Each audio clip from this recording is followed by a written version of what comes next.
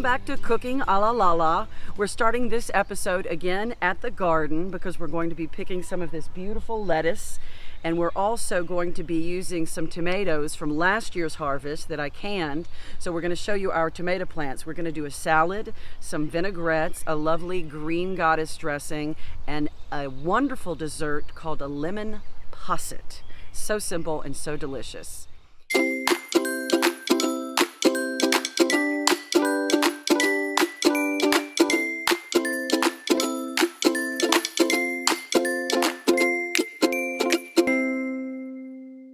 Greens. We're going to pick some greens.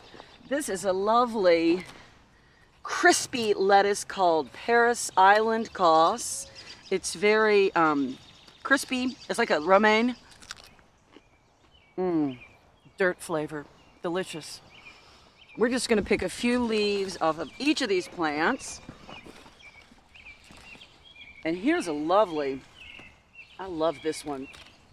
This is going to be great for that BLT we'll be fixing in a couple of months when our tomatoes come in. And then this is a beautiful mixed mesclun mix with some different colors. It's beautiful and textures. And let's come on down, get a couple more of these. And here's our beautiful spinach. Spinach is so good. It's good raw, it's good cooked. You need to be careful with the spinach because it gets really dirty. It's sitting so close to the ground that you can see you need to take extra care when you're washing your spinach. Get a few more leaves of this. And finally, look at this beautiful kale. So sturdy. We used that last week with our turnip greens and kale greens. This week I'm going to cut the rib out of here, this sturdy rib, and just chop this up and add it to our salad bowl. And it will be so delicious with our lovely vinaigrettes that we're going to make. Tomatoes, it's why we do this. It's why I do it. We have about 80 tomato plants in, and we have staked them all. And you can see, looking down these rows, we've stabilized each row with a cross beam that goes across the top. And we fasten them to the main stake with one of these plastic cords. If y'all saw episode 1, I planted the first plant of the 2020 garden. It was a tomato called the Black Vernissage. And when we put it in, it was about maybe this high. Look at it now. It's so happy. These flowers here, obviously those are going to turn into tomatoes. And this row here is all cherry tomatoes that we put in. Here's a little sucker. See if you can get in here. A sucker is this little sprout that comes into that corner between the main stem and this branch. Here's another sucker. I like to pinch the suckers because it's just growing more green when we want the energy to be going into the flowers and the roots that are going to produce all of our lovely tomatoes. And we've also got these drip lines down here. This one doesn't reach far enough. I'm going to have to water this one by hand. But yeah, everything looks really good. There's only one plant that we have that looks like the critters might have gotten on it. But so far, so good. Fingers crossed, it's going to be a great harvest. We're back from the garden, and we are going to make some soup and some salads, some vinaigrettes, a lot of good stuff today. But what I realize is I have been blathering on about chicken stock and chicken fat and all of these wonderful things with chicken, and we've done the beef short ribs. So I realize there are a lot of vegetarians out there. This is to you out there in vegetarian land. I'm gonna do a vegetable stock so that you can do a lot of the things that we've already done with chicken stock. And also today we're gonna do a tomato soup, and you can substitute this for the chicken stock. I'm gonna put a little bit of olive oil in here. You could also use, if you have this in your pantry, ghee, G-H-E-E. It's clarified butter. We're gonna heat this up. A little bit of ghee, a little bit of olive oil. You can use either or both. Oh, I haven't talked about Ozark in 2 episodes of this show. We are almost at the end of season 2. It's the most amazing show. Since we saw Bethany and Eric and Alan Edwards in it. We have seen Jill Jane Clements and Tess Kincaid killing it in Ozark. If you haven't seen it, watch it. All right, I'm gonna put these chopped onions. Yeah, that's gotten some heat. And you can see I'm also putting in some of this skin. That has a lot of flavor in it. These are just the ends of onions that I've saved because this is what you save these for, is you can make a stock. And I've just chopped up, that's probably one large onion if you add all the little disparate pieces. And what I'm gonna do, here's the end of a head of garlic. I've been peeling away the big hunky pieces. I'm just gonna chop that in half. Throw those in there. Here's a lonely scallion that's been hanging out in the Ziploc bag with my radishes. So what we're gonna do, just like we did with the chicken stock, we're gonna let the fat that's in here brown up these aromatics, these onions and scallion and garlic. And we're gonna come back, we're gonna add some more vegetables and some other secret ingredients. Okay, we're back. You can see these vegetables have some beautiful brown color. It smells delicious and nutritious. Oh my goodness, what's this? It's an empty jelly jar. What are you supposed to do with an empty jelly jar? Boda. It comes right out of the spigot. So we have our beautiful browned onions and garlic, and I'm gonna put some tomato paste. I like to get the tomato paste in the tube because it keeps longer. If you get that little can, I don't know if it's like a 2-ounce can, I always use a couple of tablespoons and it just goes bad because you can't seal it back up. You can give it as much as 2 tablespoons or 4 tablespoons. This is about 2. I'm just gonna use that much. And stir it up and let that get a little color, a little heat. And then I have chopped up about 4 carrots, 4 celery stalks, and don't throw away the leaves. The leaves are good, they taste good. And when you're making your stock, they taste good when you are making your chicken salad. So let's just dump that in. I've got some thyme. I'm throwing in some fresh Italian parsley. And here's the secret ingredient. You know, everybody's always telling you to save your Parmesan rinds. I've got so many Parmesan rinds in here. I've been saving them and saving them.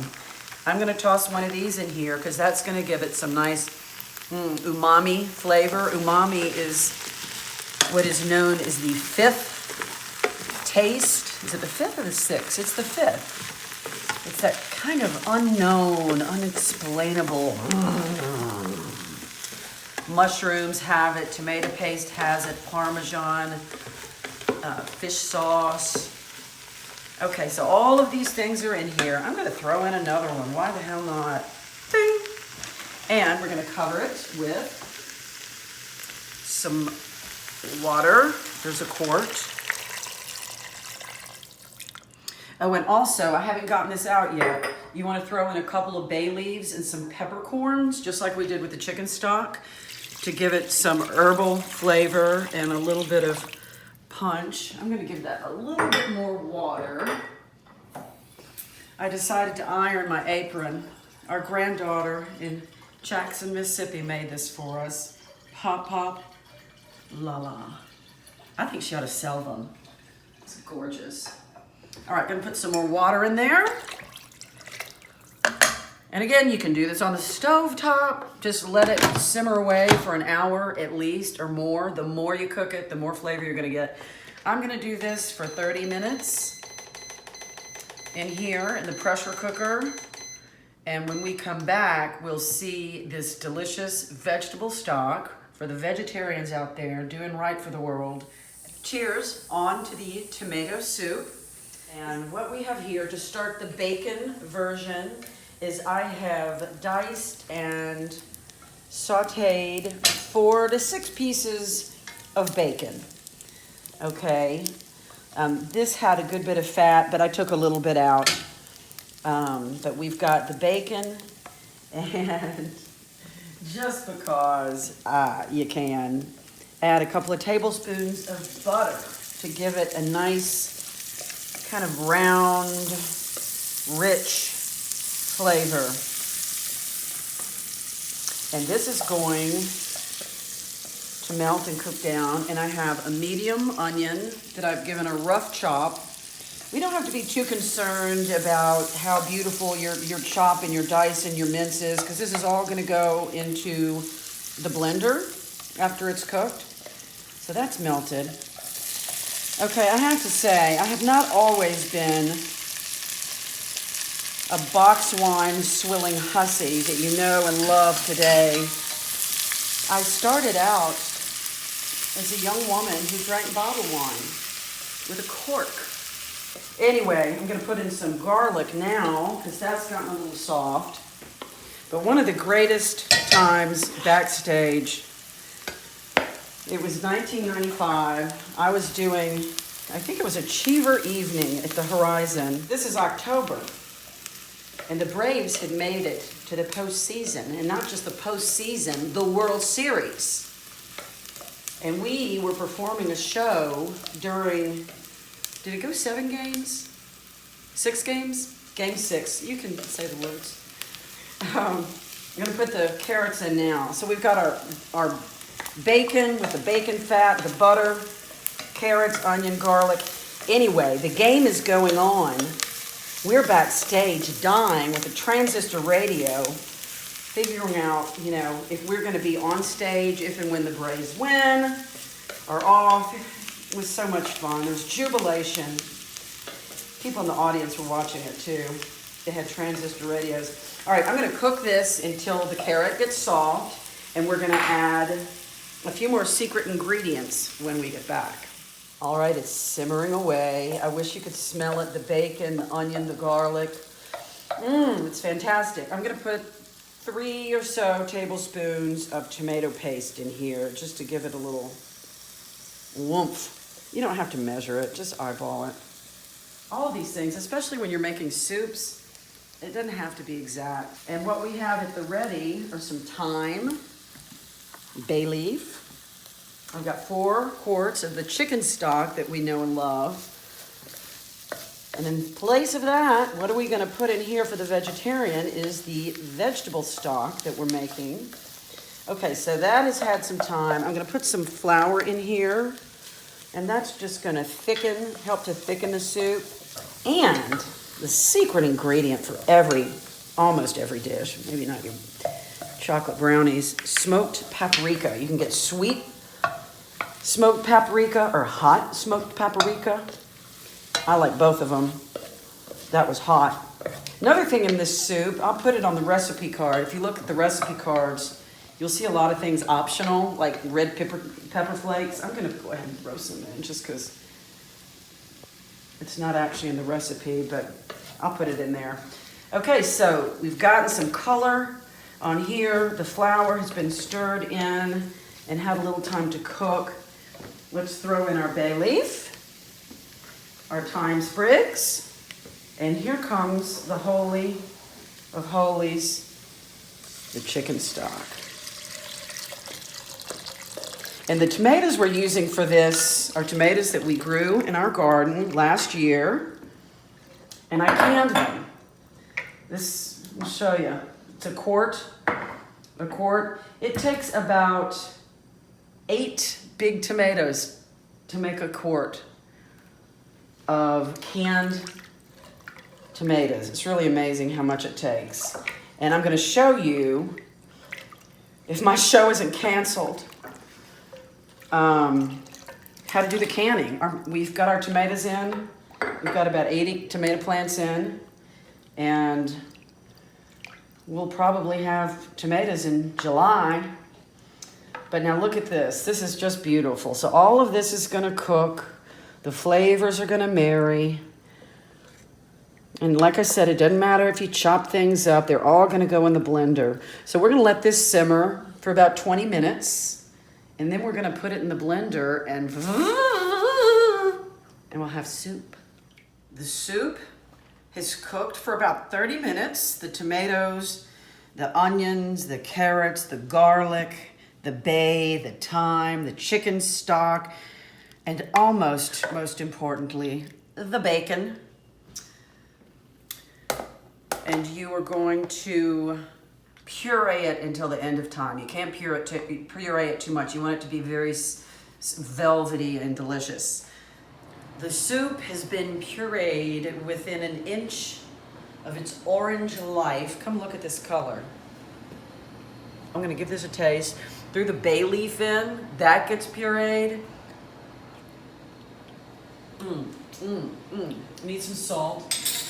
Wow, that's so good. It definitely needs some salt because there really isn't any salt in here. And let's give it some pepper. And we'll adjust these seasonings.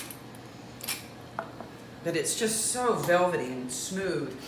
We're also going to make some croutons. I've melted a couple of tablespoons of butter in this cute little, look at this little cast iron skillet I got at Lakewood 100 years ago. And I have pulled out a half a loaf of bread and chopped it into little pieces. We're gonna make these croutons both for the soup and for the salads that we're gonna have. I'm melting this, and I have a little cookie sheet here. And I'm just gonna put the bread cubes on here. And I'm going to drizzle this. I hope that's enough. I'm gonna put it all on this side so that I can make sure everything gets covered with this delicious. Swoosh this around. Get everything covered. And you can throw some thyme leaves or chives on here. But you definitely want to get some of this fat on here. That'll make these croutons crisp up. And we're going to put the croutons, we're going to enjoy them on top of our soup with some chives. And then we'll enjoy them with our salads, our chopped salads. All right, I'm going to put these in, and then we're going to come back and I'm going to show you the vegetable stock. The vegetable stock is ready. Ooh, don't let it steam you up.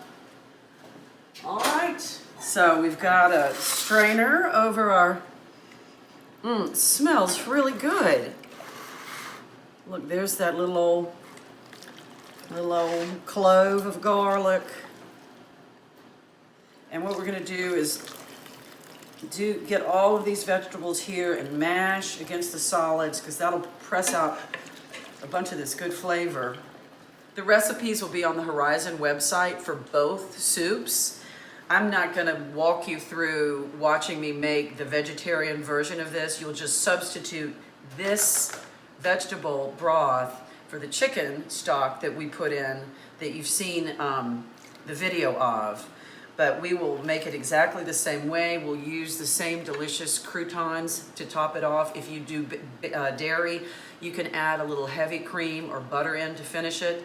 But I just wanted to show you, look at this beautiful, beautiful, wholesome, healthy vegetable broth. Now it's time to clean up these greens. What I like to do is fill up a big prep bowl like this with cold water, dump it all into here, put it in a towel, is just do this. And that shakes all the, or a lot of the liquid off. I'm gonna switch it to a different towel, a drier towel, your salad. And then I just put it back into the Ziploc bag and into the fridge, and so it's ready to go when you're ready to make your salad. We're gonna do some vinaigrettes, easy, simple vinaigrettes. There are many ways to do this. You can start with just 2 ingredients, oil and vinegar. Generally, the ratio is supposed to be 1 part vinegar to 3 part oil. You might like it a little more vinegary. I do. I usually like a 2-to-1 ratio. But I think if you're going to do just the oil and vinegar, pick an oil that you like and that you can taste. And what is a great idea is to find one of these places. I don't know how they're still in business, but they just sell olive oil, and you can go in and taste a little olive oil and see, ooh, I like that one, that's peppery, or this is grassy. And it's not that expensive. I think this bottle cost 15 bucks. And I don't use this to saute in. I use it for dipping and dressings. But I would start with a vinegar of my liking. I don't usually measure, but just to show you, there is, and I'm just going to make a tiny amount for the purpose of this, okay? So there is a tablespoon of vinegar. And I'm going to measure this in my head. I'm going to do a couple of tablespoons of this yummy olive oil and whisk, whisk, whisk, whisk, whisk, whisk. You want to emulsify the oil into the vinegar. And this is just the most simple, most basic of the vinaigrettes. You could use any kind of vinegar you want. You could use a combination of red wine vinegar and balsamic vinegar, which will have a completely different flavor profile. And then what you have here is just a very simple, you can see it's thickened up with that olive oil. We'll put a little salt and pepper so that it's not these huge. So there you go. How long did that take? I mean, I was blabbing on the whole time, so it really doesn't take a minute, and it's so much better than that 7 C's or Landa, whatever those dressings are you buy in a bottle. So that is vinaigrette number 1. Basic vinaigrette, but I feel like adding a little Dijon, which is a great way to thicken, make it a little bit creamier and give it a different profile. And it's just as simple as whisking a little Dijon.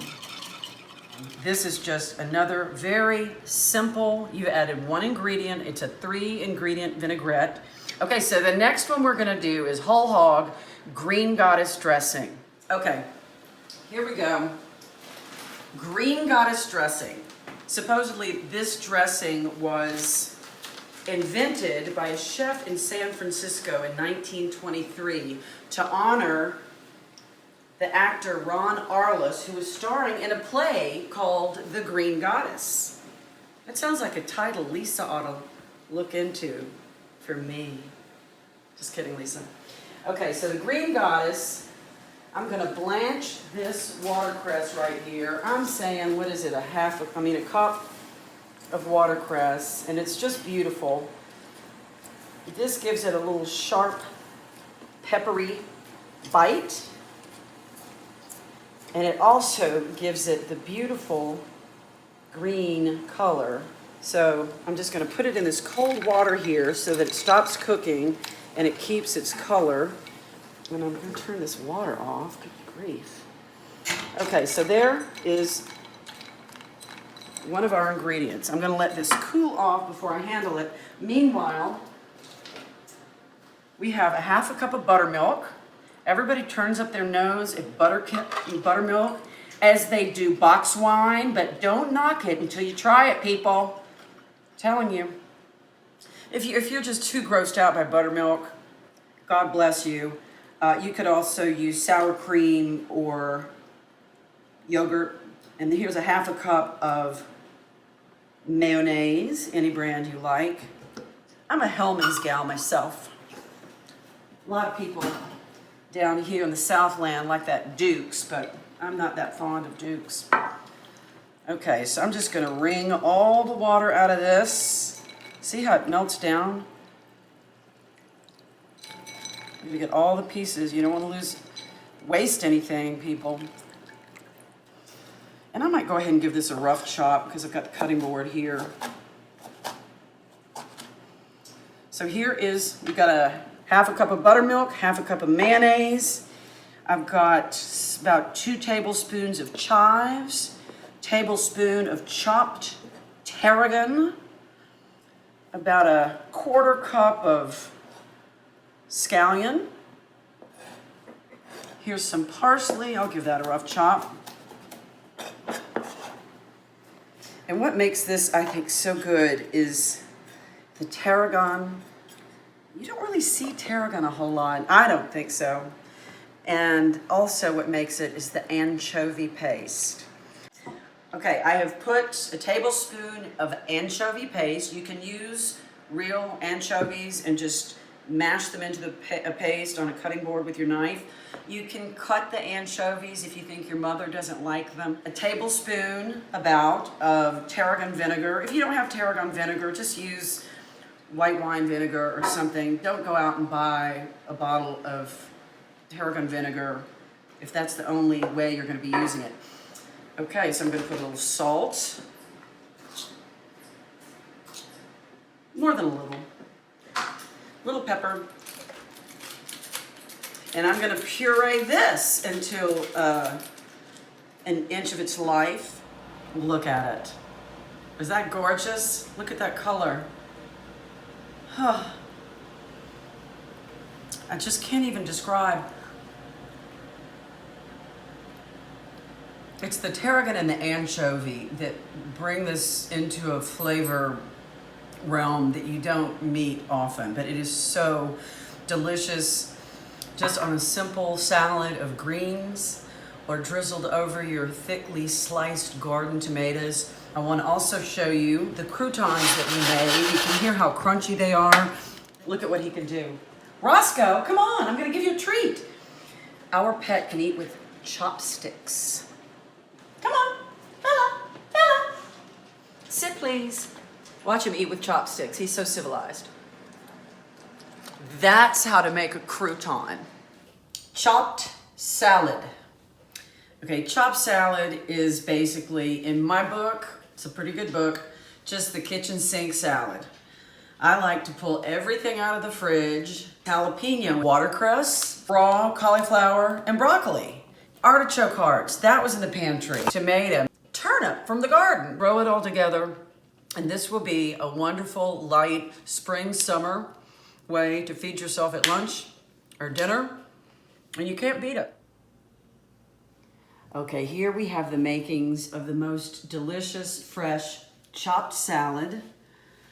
Lettuces from the garden, watercress from a bag at the grocery store. I have some dill. I'm just gonna chop this up. So there's some beautiful dill. And I have made a little matchsticks of carrots. How pretty is that? I've used the vegetable peeler to go down this cucumber, so that has some visual interest.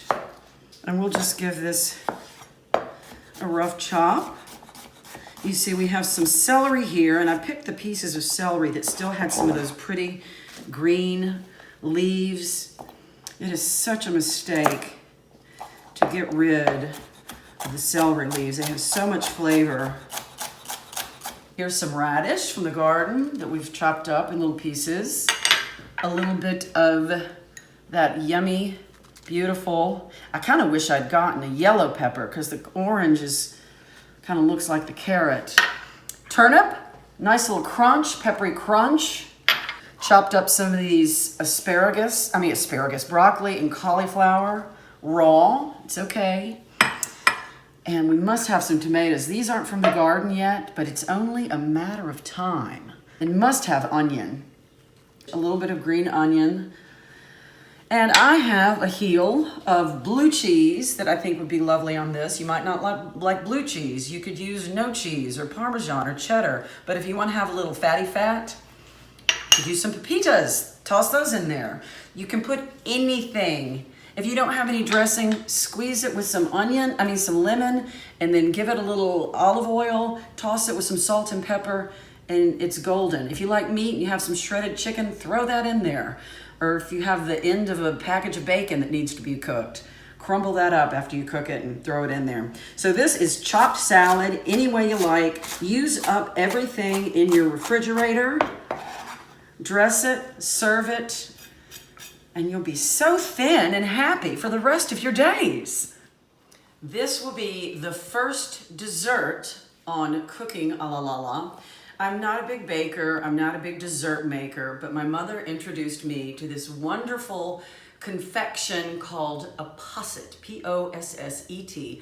It's an English, it was an old English drink. In the Middle Ages, they would mix wine or ale or liquor with curdled milk and throw some spices in there, and it would make you feel better if you were sick, or it would help you fall asleep.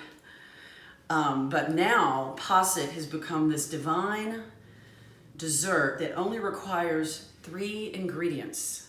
Heavy cream, don't try it with milk, sugar, don't try it with stevia, and lemon juice and lemon zest. So lemon is 1 ingredient, so the juice and the zest come from the same thing. So 3 ingredients, it's pretty amazing. So what we're gonna do, we have 2 1/4 cups of milk. Heavy cream, no milk, heavy cream. And we're going to add 3/4 cup of sugar to this. And I'm gonna stir this until the sugar melts. Okay, you see it is coming to a simmer and a boil. This is where you need to watch it very carefully because you don't want it to boil over. This is not one of these things where you can go check your Facebook page and see how many likes you've gotten about something. It's really important to keep an eye on it, and I'm gonna set my timer here. Tell me if it starts to go crazy. For 3 minutes. And this is really important because this is where I'm gonna lower the heat. This is where we get a lot of the water evaporated out of the cream. And that's gonna help it set up into this beautiful custard-like. I'm gonna lower the heat a little bit more. But I wanted you to see this boil and how important it is not to let it get out of control. We've just had our 3 minutes. I've taken it off the heat because it almost came to the very brink of boiling over because I did not mind my own orders. It's actually reduced a little bit, so a lot of the water in this heavy cream has evaporated, and now you're gonna pour in your 5 tablespoons of lemon juice. You can use a combination of lemon or lime or grapefruit or orange or tangerine. I like the lemon, and the lemons that I had gotten at the grocery store were so big and fruity and juicy. And I'm going to add in 2 teaspoons of lemon zest.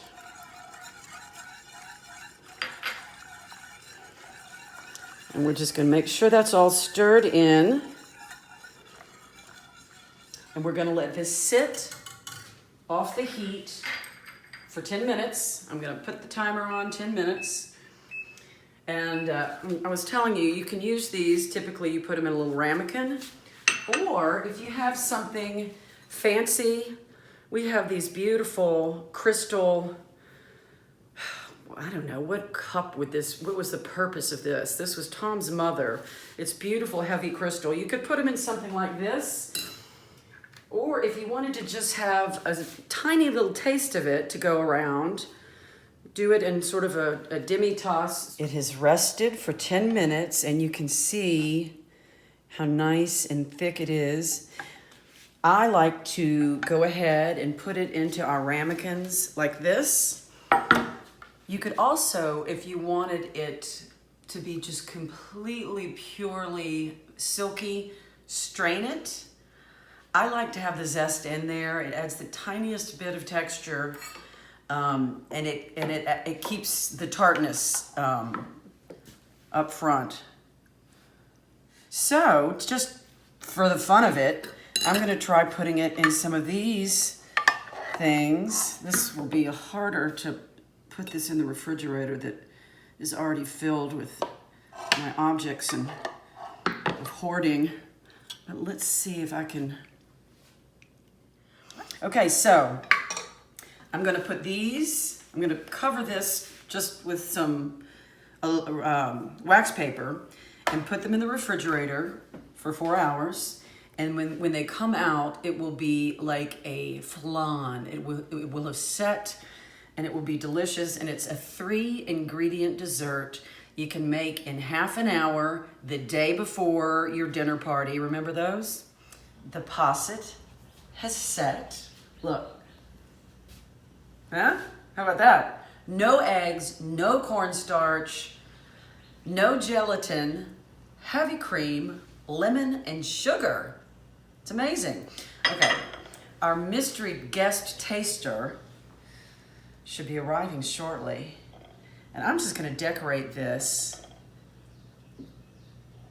That's not so bad. I don't know, we could do better. Let's put this in here, the shark fin of desserts. Okay, I'm gonna top it with a little of this lemon zest and sugar mixture, just to give it a little papa, that's how it goes. Papa, everyone knows. All right, we're gonna take it out with a very special mystery guest dome. I wonder who it's gonna be. I bet it'll be somebody very special. Okay, our guest taster is here. I'm so excited. Uh-oh.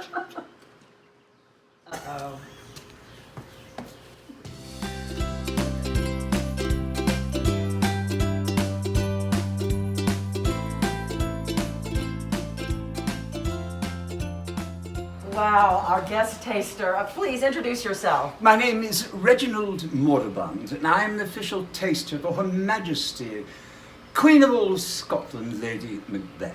You ready to try some posset? Yes, I am. Go sneeze. Oh. Wait, I've got a sneeze coming. Is it passed? Okay, it's passed. Wait, no. Jesus. Okay, all right then. Are you certain? Certain, yes, of course. The posset. Oh, goodness. That is lovely. Can't wait to try. Well, let me just dig right in. Yes, shall we? do. Help yourself. Little spoonful of delicious. Oh, he likes it. Oh, God. Oh, Jesus. Honey, call 911. This is no, bad. Wait. No, wait. Oh. Wait, I'm all right. False alarm. This posset is so good. I had a case of the papers at it. Now let me go at it again. See if my first reaction was the real one. Heavenly. He lives. He lives. It's like a plant, but with a soupçon of citrus. Yes. Lemon. Oh my God, and the blueberry in the middle. I will say my final word is fit for a queen. For more information and to download all the recipes that you've seen on this episode of Cooking Ala LaLa, please visit horizontheater.com.